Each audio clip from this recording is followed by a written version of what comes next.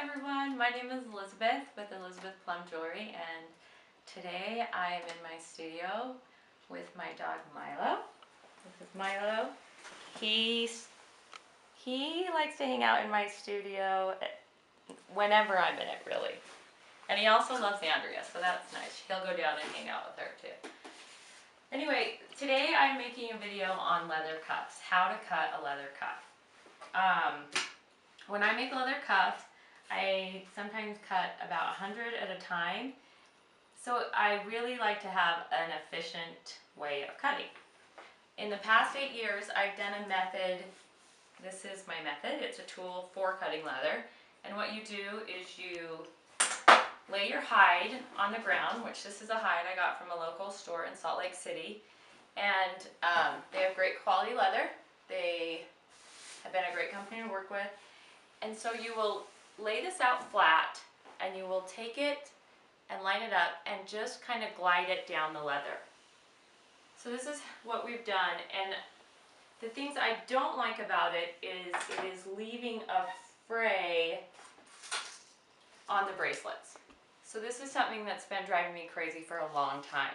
And when I submit something to a catalog, this is something that I feel like isn't really acceptable. So it's something I've been really wanting to fix, and so I came up with this method.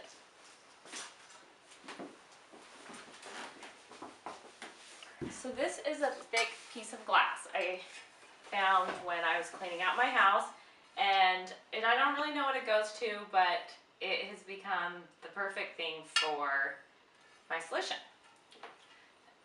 I use a sewing board that has 1-inch measurements, and between that are eight more measurements, so you can really get your piece of leather precise. You can get it very accurate.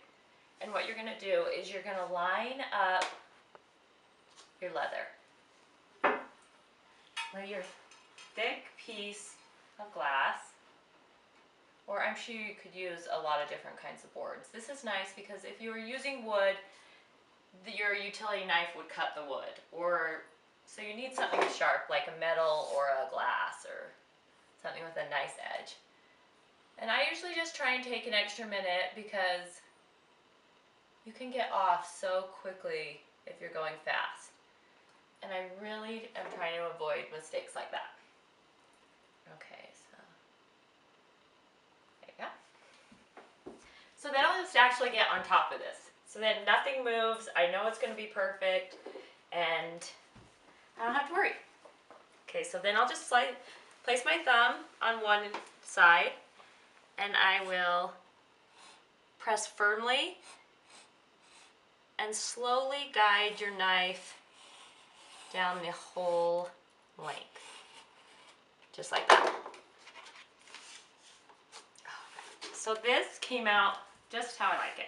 As you can see, there are no frayed edges. It's just really perfect, and it's very straight, strong. So next you would you would cut your piece of leather. I have a piece already cut so I can measure. So you're going to measure each end and cut from there. Okay. So, as you can see, I'm a lefty.